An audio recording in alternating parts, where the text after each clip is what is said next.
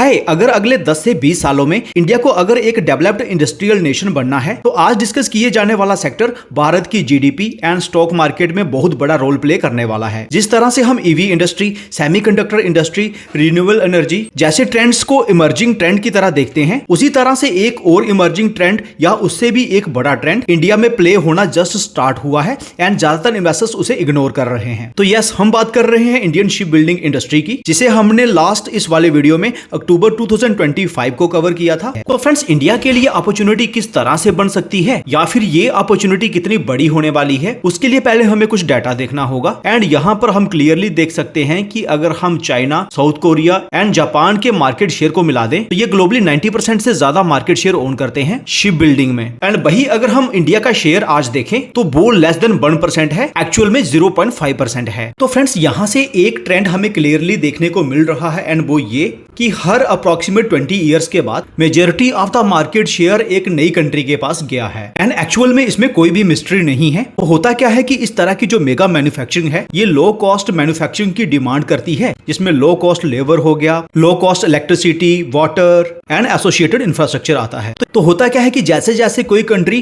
तेजी से डेवलप होती है तो ये सारी चीजें वहां पर कॉस्टली होती जाती हैं एंड अब मार्केट को एक नई ज्योग्राफी चाहिए होती है, यहाँ ये सब चीप हो। तो ऐसी स्टेज पर अगर किसी कंट्री के पास चीप इंफ्रास्ट्रक्चर है एंड साथ में वो बेटर इकोसिस्टम भी डेवलप करता है तो उसके द्वारा मार्केट शेयर गेन करना काफी आसान हो जाता है। एंड शायद यही कारण है कि गवर्नमेंट ऑफ इंडिया भी शिप बिल्डिंग मार्केट को स्ट्रेटेजिक सेक्टर मान रही है। एंड इसके कई सारे कारण भी हैं जो कि आगे आपको देखने को मिलेंगे। बट लेकिन इस स्टोरी का सबसे इंटरेस्टिंग पॉइंट यही है कि इन्वेस्टर्स के लिए जो सबसे ज्यादा वैल्यू क्रिएट करने वाला है वो शायद शिपयार्ड्स नहीं बल्कि उनके आसपास काम करने वाली बाकी छोटी छोटी कंपनीज हो सकती हैं। तो शिप बिल्डिंग की अपॉर्चुनिटी कितनी बड़ी है, इंडस्ट्री क्यों एक्सप्लोर कर रही है, वैल्यू चेन में कितना कंट्रीब्यूशन किस सेगमेंट का है, कौन से large cap, small caps, mid cap and micro cap players इसके बेनिफिशियरी हो सकते हैं, जानेंगे सब इसी वीडियो में। तो फर्स्ट टाइम व्यूअर्स को बताना चाहता हूं कि मेरा नाम सुशील है। मेरे काम को अप्रिशिएट करने के लिए वीडियो को लाइक जरूर करें एंड चैनल को भी डेफिनेटली सब्सक्राइब करें। फर्दर मेंबरशिप्स के अंदर किस तरह के अपडेट्स दिए जाते हैं उसे चेक करने के लिए आप 1 मंथ के लिए ज्वाइन कर सकते हैं। यूजफुल ना लगे तो एग्जिट भी कर सकते हैं। तो let's get back to discussion. 2024 में इस इंडस्ट्री का साइज जो 1.12 बिलियन यूएस डॉलर्स था, ये 60% के कैगर पर ग्रो कर सकती है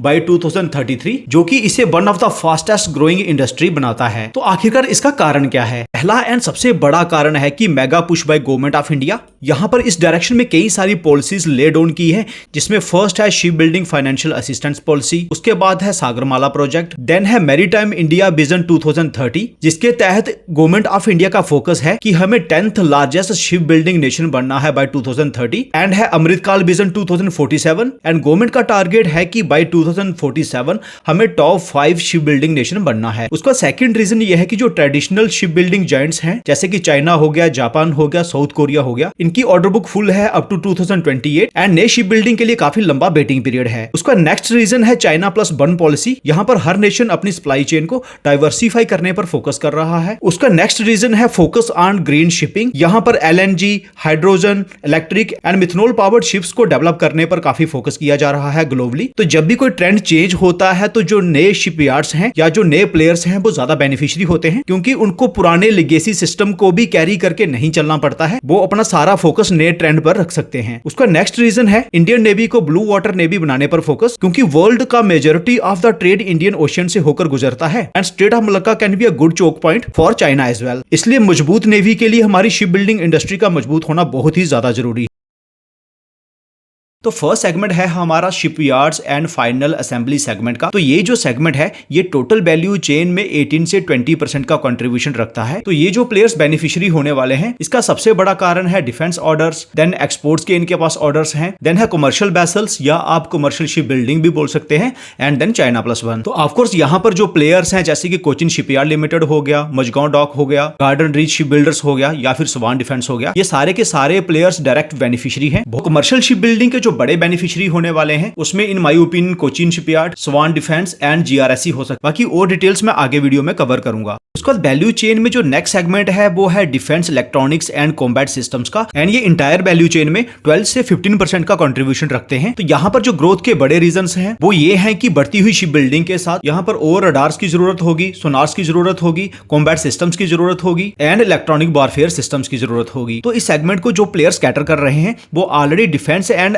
एरोनॉटिक्स में एक्सीलेंट काम कर रहे हैं, जैसे कि बेल हो गया, डाटा पैटर्न हो गया, अस्त्रा माइक्रोवेव हो गया, पारस डिफेंस हो गया। And Paras defence first company है इंडिया में जिन्होंने laser based anti drone system को डेवलप किया है। लेकिन फ्रेंड्स, हमें ये याद रखना होगा कि हमें जब भी किसी प्लेयर को पिक करना है तो वहां पर हमें ग्रोथ एंड वैल्यूएशन का एक सूटेबल कॉम्बिनेशन देखकर ही कंसीडर करना है। तो यहाँ पर सारे के सारे प्लेयर्स ही ऑफ कोर्स काफी इंटरेस्टिंग है। उसका जो नेक्स्ट सेगमेंट है वो है marine engine and propulsion systems का, जो कि इंटायर वैल्यू चेन में 10 to 12% का कंट्रीब्यूशन रखता है। तो ये सेगमेंट्स इसलिए बेनिफिशियरी होने वाला है क्योंकि इनके द्वारा बनाए गए प्रोडक्ट्स एक तो इंपोर्ट सब्स्टिट्यूशन का काम करते हैं, then engine, gear boxes and propulsion system के लोकलाइजेशन का ये एक one of the biggest beneficiary है। तो जो प्लेयर्स बेनिफिशियरी होने वाले हैं उसमें लार्सन एंड टोब्रो लिमिटेड है, भारत फोर्ज लिमिटेड है एंड पीटीसी इंडस्ट्रीज लिमिटेड है। तो यहाँ पर जो सबसे इंटरेस्टिंग प्लेयर है वो है पीटीसी इंडस्ट्रीज लिमिटेड, जो कि सिर्फ इंडिया में ही नहीं बल्कि वर्ल्ड वाइड अपने सेगमेंट में काफी डोमिनेट पोजीशन होल्ड करता है एंड ये प्लेयर एक सेपरेट स्टडी भी डिजर्व करता है। तो उसके बाद जो नेक्स्ट सेगमेंट है उसमें वो प्लेयर्स आते हैं जो कि स्टील प्लेट्स हो गए, बल्ब बार्स हो गए एंड मैरीन मेटल को डेवलप करते हैं। फ्रेंड्स, ये जो सारे प्रोडक्ट्स हैं ये यूज होते हैं as a building material for ships. तो टोटल वैल्यू चेन में ये 8 to 10% का कंट्रीब्यूशन करते हैं एंड ये सेगमेंट इसलिए बेनिफिशियरी हो सकता है क्योंकि शिप्स की मैन्युफैक्चरिंग के लिए जो marine steel and naval grade material की रिक्वायरमेंट होती है वो ये प्लेयर डेवलप करते हैं। तो जो प्लेयर्स इसके बेनिफिशियरी होने वाले हैं उसमें Krishna defence and allied industries हो गया,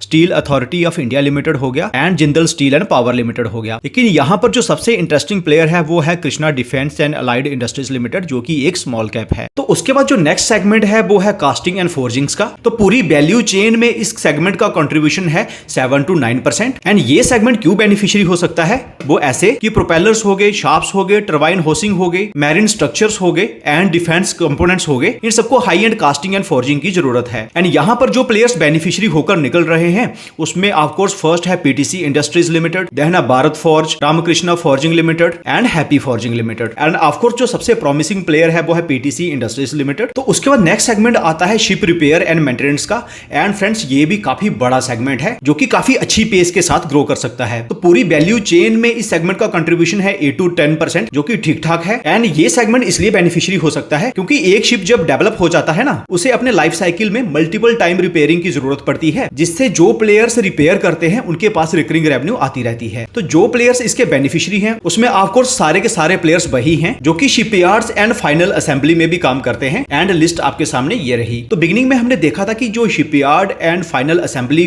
वाला सेगमेंट है ये 20% के अराउंड कंट्रीब्यूट करता है एंड इसमें फर्दर अगर हम ship repair and maintenance segment को भी ऐड कर दें तो दोनों मिलाकर ये 30% का कंट्रीब्यूशन रखते हैं। तो कहने का मतलब ये है कि ये जो प्लेयर्स हैं ये पूरी शिप बिल्डिंग वैल्यू चेन में अप्रोक्सीमेटली 30% का कंट्रीब्यूशन रखते हैं। तो उसके बाद नेक्स्ट सेगमेंट है offshore structures and marine engineering का एंड पूरी वैल्यू चेन में ये 7 to 9% का कंट्रीब्यूशन रखते हैं। तो इस सेगमेंट के अंदर ऑफशोर विंड प्रोजेक्ट्स के लिए स्ट्रक्चर्स बनाए जाते हैं, ऑफशोर ऑयल एंड गैस के लिए रिक्वायर्ड इंफ्रास्ट्रक्चर सेटअप किया जाता है, चाहे उसमें ट्रांसपोर्टेशन हो गया, उन शिप्स की मेंटेनेंस हो गई, रिपेयर हो गया, फायर फाइटिंग हो गया, pipelines, dry dock and many more. तो जो प्लेयर्स इस सेगमेंट के बेनिफिशियरी हो रहे हैं उसमें एक तो of course Larsen and Toubro limited ही है जो कि एक लार्ज कैप है, बट स्मॉल कैप स्पेस में जो प्लेयर्स इसके बेनिफिशियरी हैं उसमें सीमैक लिमिटेड है and knowledge marine and engineering box limited है। यहाँ पर जो सबसे इंटरेस्टिंग प्लेयर हो जाता है वो है knowledge marine and engineering box limited, जिसने शिप बिल्डिंग में भी फोरे कर दिया है, देन इनकी ड्रेजिंग में भी काफी अच्छी एक्सपर्टाइज है एंड इनलैंड वाटर बेस में भी फोरे किया है। उसका सीमैक लिमिटेड भी इस सेगमेंट में काफी अच्छा काम कर रहा है। देन नेक्स्ट सेगमेंट आ जाता है marine electricals, cables and automation का। पूरी वैल्यू चेन के अंदर ये जो सेगमेंट कंट्रीब्यूशन रखता है वो रखता है 6 to 8%। तो इस सेगमेंट के अंदर क्या होता है कि शिप्स के लिए स्मार्ट सॉल्यूशंस डेवलप की जाती हैं, इलेक्ट्रिफिकेशन का काम होता है, then automation, digital monitoring system, ये सब आते हैं। तो इस सेगमेंट के जो बेनिफिशियरी होने वाले हैं उसमें मैरीटाइम इलेक्ट्रिकल्स लिमिटेड है,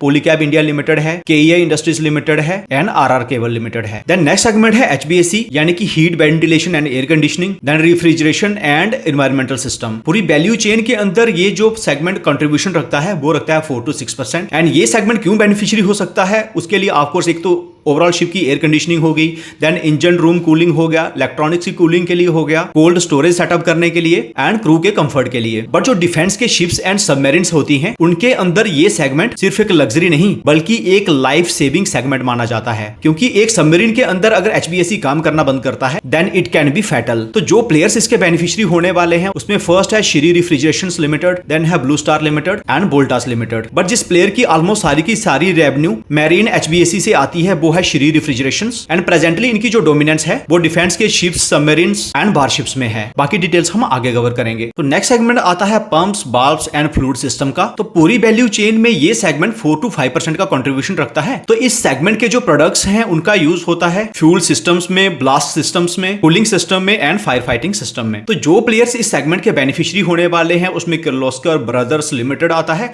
एंड केएसबी लिमिटेड आता है। उसका जो नेक्स्ट सेगमेंट है वो है dredging, port and maritime infrastructure का। तो ड्रेजिंग का मतलब है कि पोर्ट्स पर एंड सी रूट्स पर जो डेब्रिस जमा होता है उसे रिमूव करना so that ships easily navigate कर सके। एंड उसके साथ इस सेगमेंट के जो प्लेयर्स हैं ये कई तरह की मैरीटाइम इंफ्रास्ट्रक्चर सर्विसेज भी प्रोवाइड करते हैं, जैसे कि पोर्ट्स का एक्सपेंशन हो गया, कार्गो ट्रांसफर वगैरह हो गया एंड मैनी मोर। तो पूरी वैल्यू चेन के अंदर ये सेगमेंट जो कंट्रीब्यूशन रखता है वो रखता है 5 to 7%। एंड यहाँ पर जो बिजनेस अपॉर्चुनिटीज हैं वो है पोर्ट के एक्सपेंशन में, डीपर चैनल्स में, मैरीटाइम क्लस्टर्स में एंड कोस्टल शिपिंग में। जो प्लेयर्स इसके बेनिफिशियरी होने वाले हैं उसमें फर्स्ट है knowledge marine and engineering works limited, then है ड्रेजिंग कॉर्पोरेशंस लिमिटेड, उसके बाद है Adani ports and special economic zone limited. तो यहाँ तक आपको ये पता चल चुका है कि जो शिप बिल्डिंग का इकोसिस्टम है यहाँ पर अपॉर्चुनिटीज कौन कौन से सेगमेंट में हैं। तो कई सारे इन्वेस्टर्स कंफ्यूज भी हुए होंगे कि हमने कई सारे बिजनेसेस को आपके सामने रखा है, बट आपकी बेटर अंडरस्टैंडिंग के लिए हमने इस इंडस्ट्री को 3 कैटेगरीज में डिवाइड किया है। तो फर्स्ट कैटेगरी में हमारे डायरेक्ट बेनिफिशियरीज आ जाते हैं, देन सेकंड कैटेगरी या टियर 2 में हमारे पास आ जाते हैं large proxy beneficiaries and third category में हमारे पास आते हैं हिडन एंसिलरी विनर्स। तो being a small cap investor ये कैटेगरी भी पर्सनली मेरे लिए काफी इंपॉर्टेंट होती है।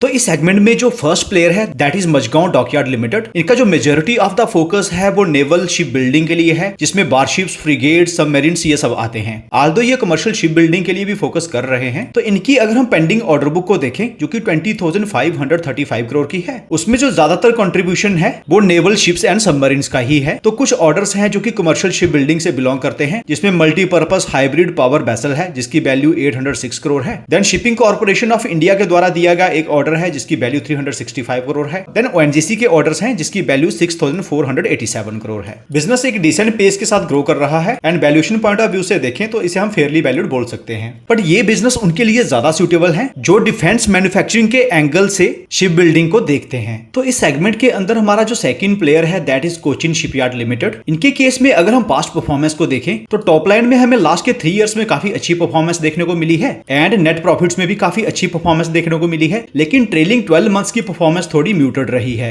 तो इनके केस में अगर हम लॉन्ग टर्म ट्रिगर्स की बात करें तो इनकी अनएग्जीक्यूटेड ऑर्डर बुक की वैल्यू है 21,100 करोड़, जो कि फाइनेंशियली 26 की रेवेन्यू के कंपैरिजन में 4 टाइम्स से ज्यादा है। एंड यहाँ पर हमारे लिए ऑर्डर बुक की ब्रेकडाउन को देखना बहुत ही ज्यादा इंपॉर्टेंट है। एंड हम देख सकते हैं कि जो डिफेंस सेगमेंट का कंट्रीब्यूशन है ऑर्डर बुक में वो है 65%, देन शिप रिपेयर का कंट्रीब्यूशन है 7%, देन कमर्शियल शिप बिल्डिंग के जो एक्सपोर्ट ऑर्डर्स हैं उनका कंट्रीब्यूशन है 20% एंड कमर्शियल शिप बिल्डिंग के जो डोमेस्टिक ऑर्डर्स हैं उसका कंट्रीब्यूशन है 8%। तो कमर्शियल शिप बिल्डिंग में अगर हम एक्सपोर्ट एंड डोमेस्टिक ऑर्डर्स को मिला दें तो ये ऑर्डर बुक में 28% का कंट्रीब्यूशन रखते हैं एंड फ्यूचर में कमर्शियल शिप बिल्डिंग में और भी ग्रोथ आ सकती है। एंड यहां पर मैं आपको एक डाटा दिखाना चाहूंगा जो कि अक्टूबर 2025 का है। एंड यहां पर हम देख सकते हैं कि फ्रांस की जो CMA GGM फर्म है जो कि वर्ल्ड की 3rd largest container shipping firm है, इन्होंने फर्स्ट टाइम किसी इंडियन प्लेयर को वेसल बिल्डिंग के लिए ऑर्डर्स दिए हैं एंड ये ऑर्डर दिए हैं कोचिन शिपयार्ड लिमिटेड को। यहां पर इन्होंने कोचिन शिपयार्ड लिमिटेड के साथ एक लेटर ऑफ इंटेंट साइन किया है फॉर मैन्युफैक्चरिंग ऑफ 6 वेसल्स जो कि पावर्ड होंगे थ्रू लिक्विफाइड नेचुरल गैस। लेकिन इससे भी इंपॉर्टेंट पॉइंट ये है कि ये ऑर्डर्स एक इंडियन प्लेयर को इसलिए दिए गए हैं to diversify the groups ship building supply. And यही हमने वीडियो के बिगिनिंग में देखा था कि ग्लोबली जो सप्लाई चेन को डाइवर्सिफाई करने के लिए इनिशिएटिव्स लिए जा रहे हैं उसका इंडिया भी एक काफी बड़ा बेनिफिशियरी है, जिसकी एग्जांपल अभी हमें देखने को मिली है। तो आप यहाँ पर देख भी सकते हैं कि ये काफी बड़ी एक इंटरनेशनल शिप रिपेयर फैसिलिटी को सेटअप कर रहे हैं एंड इसके साथ एक लार्ज ड्राई डॉकयार्ड भी सेटअप कर रहे हैं सो द लार्ज शिप्स को मैन्युफैक्चर किया जाए या फिर उनकी रिपेयरिंग की जा सके। Then valuation point of view से देखें तो ये थोड़ा सा ओवर वैल्यूड दिखाई दे रहा है, बट ये एक प्लेयर है जो कि कमर्शियल शिप बिल्डिंग का काफी अच्छा बेनिफिशियरी हो सकता है। Then comes the next player जो कि है garden reach ship builders and engineers limited and ये भी हमारा one of the most covered business रहा है।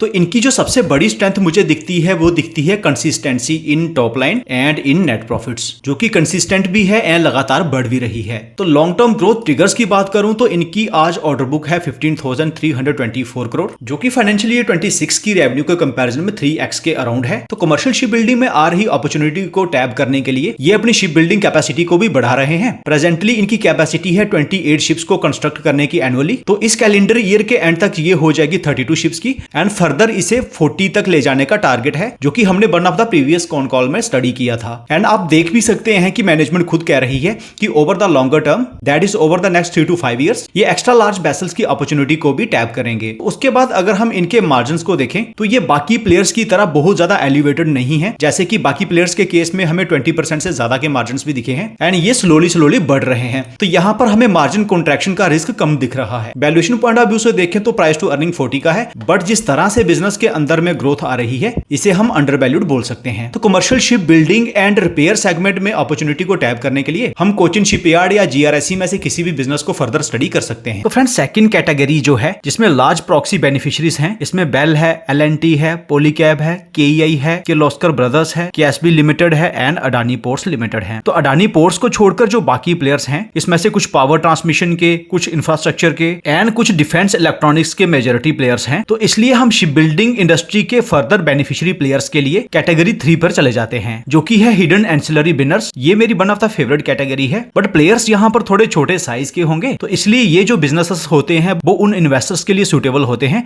जिनकी रिस्क एपेटाइट हाई रहती है। तो इस सेगमेंट से जिस फर्स्ट प्लेयर पर हम बात करने वाले हैं वो है knowledge marine and engineering works limited, जो कि ड्रेजिंग सेगमेंट में काफी एक्सपर्टाइज रखता है। एंड ड्रेजिंग क्या होता है वो हम ऑलरेडी वीडियो में बता चुके हैं। उसके बाद और जो सर्विसेज ऑफर करते हैं उसमें owning, operating and charting of port ancillary crafts आते हैं। एंड देन इनका जो नया सेगमेंट है उसमें ship building and repair of marine crafts आते हैं। तो शिप बिल्डिंग के लिए इन्होंने एक ग्रीन फील्ड कैपेक्स करने के लिए 15 एकड़ ऑफ लैंड भी एक्वायर की है बादावन पोर्ट के पास। एंड इस प्रोजेक्ट के सैलिएंट एस्पेक्ट्स आप यहां पर पढ़ सकते हैं। तो टोटल रेवेन्यू में फाइनेंशियल 26 में जो ड्रेजिंग सर्विसेज का कंट्रीब्यूशन रहा है वो है 72%, एंसिलरी सर्विसेज का रहा है 7% एंड शिप बिल्डिंग का रहा है 21%। एंड ये वो सेगमेंट है जो फ्यूचर में बढ़ सकता है। तो टोटल ऑर्डर बुक को देखें तो इसमें जो शिप बिल्डिंग के ऑर्डर्स हैं उसकी वैल्यू है 183 करोड़ के अप्रॉक्स एंड जो टोटल अनएग्जीक्यूटेड ऑर्डर बुक की वैल्यू है वो है 1395 करोड़। हम अप्रॉक्सीमेट 1400 करोड़ मान सकते हैं, जो कि फाइनेंशियल ईयर 26 की रेवेन्यू के कंपैरिजन में 4 टाइम्स से ज्यादा। तो रिसेंट में जो बड़ी डेवलपमेंट्स हुई हैं उसमें फर्स्ट ये है, इन्हें एक रॉक ड्रेजिंग कॉन्ट्रैक्ट मिला है जिसके लिए under water controlled blasting high precision drilling operations की रिक्वायरमेंट है। एंड इस तरह के प्रोजेक्ट्स को अंडरटेक करना ये इनकी स्ट्रेंथ को दिखाता है। देन इन्होंने इंडिया का largest and deepest self propelled black hole dredger को डिप्लॉय किया है to execute high complexity maritime infrastructure project. And projects की डिटेल आप यहां पर पढ़ सकते हैं। एंड इस तरह के प्रोजेक्ट को अंडरटेक करने वाला ये फर्स्ट इंडियन प्लेयर है एंड इसे कई सारे न्यूज आर्टिकल्स में भी कवर किया गया है। उसके बाद इनलैंड वाटर बेस में भी ये इंटर कर चुके हैं एंड ग्रीन टग मैन्युफैक्चरिंग में भी काफी अच्छा फोकस कर रहे हैं। तो बिजनेस काफी प्रोमिसिंग है एंड काफी लंबे समय से हम इसे कवर कर रहे हैं। वैल्यूएशन थोड़ी हायर साइड पर है, बट बिजनेस के अंदर ग्रोथ काफी अच्छी आ रही है एंड फ्यूचर में भी ग्रोथ का अच्छा स्कोप है। तो इसलिए हम इसे अपने फोकस में रख सकते हैं, तो दैट जब हमें कभी बेटर टाइम मिले तो कोई डिसीजन मेकिंग की जाए। तो नेक्स्ट बिजनेस जो कि एक माइक्रो कैप है, द मेन बिजनेस ये है कि ये नेवल शिप्स की मैन्युफैक्चरिंग के लिए स्टील सेक्शंस प्रोवाइड करते हैं एंड उसके बाद और जो प्रोडक्ट्स डेवलप करते हैं वो आपके सामने हैं। उसके बाद इंडिया के largest autonomous under water vehicle जिसकी कंस्ट्रक्शन स्टार्ट हो चुकी है उसके लिए भी ये बिल्डिंग मटेरियल प्रोवाइड कर रहे हैं। उसके बाद और कई क्रिटिकल कंपोनेंट्स के लिए इनके कास्टिंग ट्रायल सक्सेसफुल गए हैं एंड हाल ही में ही इन्होंने डीआरडीओ से एक ऑर्डर जीता है to develop aircraft arresting gear system. Basically arresting gear system का काम ये होता है कि लैंडिंग के टाइम अगर एयरक्राफ्ट रनवे के एंड तक भी नहीं रुक पाता है तो ये सिस्टम एयरक्राफ्ट को अरेस्ट करता है। कंपनी के क्लाइंट्स की लिस्ट आपके सामने ये रही। उसको तो हाल ही में ही इन्होंने marine and offshore engineering services में भी फोरे किया है। देन इन्होंने radio frequency for long distance and secure signal transmission के लिए एक बिजनेस में 40% ऑफ स्टेक एक्वायर किया है जिसका नाम है baby optics defence solutions private limited. तो बिजनेस आज छोटा है लेकिन नेवल शिप्स के लिए काफी क्रिटिकल मटेरियल सप्लाई करता है एंड अगर परफॉर्मेंस में भी देखें तो टॉप लाइन में एंड नेट प्रॉफिट्स में हमें काफी अच्छी ग्रोथ देखने को मिल रही है। तो इनके गाइडेंस को देखें तो मैनेजमेंट का कहना है कि over the next 3 to 5 years ये 30% प्लस के कैगर पर ग्रो कर सकते हैं। तो वैल्यूएशन वैसे इतने छोटे प्लेयर के लिए बहुत बड़ा रोल प्ले नहीं करती है, बट फिर भी हम कह सकते हैं कि somewhat fairly valued to over valued category के बीच में है एंड इस बिजनेस को भी हम फर्दर स्टडी कर सकते हैं। तो फ्रेंड्स नेक्स्ट बिजनेस जो है ना ये नेवल HVAC का काफी प्रोमिनेंट प्लेयर है, that is heat ventilation and air conditioning. Friends होता क्या है कि जब बात बारशिप्स की आती है एंड उसमें भी स्पेशली सबमरीन्स की, तो यहाँ पर ये सिस्टम एक लग्जरी नहीं बल्कि एक लाइफ क्रिटिकल सिस्टम है, क्योंकि इसका मालफंक्शन होना जितने भी लोग ऑन बोर्ड हैं उनके लिए फैटल हो सकता है। एंड यही कारण है कि इस सेगमेंट में काफी स्ट्रॉन्ग एंट्री बैरियर होते हैं। तो बिजनेस का नाम है श्री रेफ्रिजरेशंस लिमिटेड, जिनके नेवल शिप्स के नए ऑर्डर्स में ऑलमोस्ट 80% का मार्केट शेयर है and they are the one of the dominant player in their segment. Friends, आज इनके पास जो अपना इंफ्रास्ट्रक्चर है जो कि ऑपरेशनल है वो है 20,000 स्क्वायर फीट का। उसका 17,000 स्क्वायर फीट की फैसिलिटी को इन्होंने लीज पर लिया हुआ है एंड ये जो 50,000 स्क्वायर फीट की फैसिलिटी को ये डेवलप कर रहे हैं, जो कि इनका एक ग्रीनफील्ड कैपेक्स है। तो यहां पर आप देख सकते हैं इसका इनॉग्रेशन किया जा रहा है 20 जून 2026 को। देन ये नॉन डिफेंस मैरीन अपॉर्चुनिटी को भी टाइप करने के लिए काफी फोकस कर रहे हैं। तो नेक्स्ट क्या है कि इनका एक टाई अप हो रखा है स्मार्ट डीटी के साथ, जो कि डाटा सेंटर्स के लिए ऑयल फ्री चिलर्स डेवलप करते हैं। तो फ्रेंड्स, ये जो स्मार्ट डीटी के चिलर्स हैं ये ट्रेडिशनल चिलर्स के कंपैरिजन में कितने कॉस्ट इफेक्टिव हैं वो आप यहां पर कंपैरिजन में देख सकते हैं। तो क्या है ना कि डाटा सेंटर के लिए कूलिंग चाहे किसी भी तरह की हो, चाहे वो एयर कूलिंग हो, चाहे वो वाटर कूलिंग हो, चाहे वो डायरेक्ट टू चिप कूलिंग हो या फिर इमर्शन कूलिंग हो, तो चिल्लर की वहां पर जरूरत पड़ती ही है। एंड स्मार्ट डीटी ने जो प्रोडक्ट डेवलप किया हुआ है it's a game changer in data centre cooling. तो ये सारी डेवलपमेंट्स के चलते मैनेजमेंट एस्टिमेट कर रही है कि over the next 3 to 5 years ये 40% के कैगर पर ग्रो कर सकते हैं, जो कि अमेजिंग ग्रोथ है। फर्स्ट टाइम हमने इस बिजनेस को इस वाले वीडियो में कवर किया था। तो मार्केट कैप में देखें तो ये प्लेयर एक माइक्रो कैप प्लेयर है, बट ये एक एसएमई बिजनेस भी है। वैल्यूएशन इतने छोटे प्लेयर में बहुत बड़ा रोल नहीं प्ले करती है, तो इस प्लेयर को भी हम स्टडी करके रख सकते हैं सो दैट किसी राइट टाइम पर डिसीजन मेकिंग की जा सके। तो फ्रेंड्स, नेक्स्ट जो बिजनेस है ना, it's one of the excellent player in aerospace and defence and space industry. And किस तरह के प्रोडक्ट्स डेवलप करते हैं वो आप स्क्रीन को पॉज करके चेक कर सकते हैं। फ्रेंड्स, ये एक ऐसा बिजनेस है जो इंडिया को ग्लोबल स्टेज पर रिप्रेजेंट कर रहा है। नाम है पीटीसी इंडस्ट्रीज। शिप बिल्डिंग में इनके प्रोडक्ट्स का यूटिलाइजेशन कहां होने वाला है? वो होने वाला है इंजन्स में, गियर बॉक्सेस में एंड प्रोपल्शन सिस्टम्स में। देन प्रोपेलर्स हो गए, शाफ्ट्स हो गए एंड टरबाइन होसिंग्स हो गए। तो being a mid cap business काफी अमेजिंग स्पीड के साथ ये ग्रो कर रहा है, बट सबसे बड़ी प्रॉब्लम है इसकी हायर वैल्यूएशन। इसलिए ये बिजनेस मेरी भी वॉच पर है। ऑल्दो कि बिजनेस ने लास्ट क्वार्टरली रिजल्ट्स में काफी अच्छी परफॉर्मेंस दी है, बट अगर हम फॉरवर्ड पीई को भी कैलकुलेट करने की कोशिश करें तो वो भी 100 से ऊपर ही आता है। तो हायर वैल्यूएशन के कारण ही ये बिजनेस मेरी सिर्फ वॉच पर ही है। तो कैटेगरी 1 से हम किस तरह के बिजनेसेस को फर्दर स्टडी कर सकते हैं, उस कैटेगरी को तो हमने कंक्लूड कर ही लिया है। वेराज कैटेगरी 3 की बात करें, यहां पर नॉलेज मेरीन हो गया, श्री रेफ्रिजरेशंस हो गया एंड कृष्णा डिफेंस को स्टडी कर सकते हैं। फ्रेंड्स, वीडियो इन्फॉर्मेटिव लगा है, do hit the like button. Channel को भी डेफिनेटली सब्सक्राइब करें, तो हमारी मेंबरशिप्स को भी डेफिनेटली चेक करें। तो मिलते हैं आपसे अगले वीडियो में। Take care.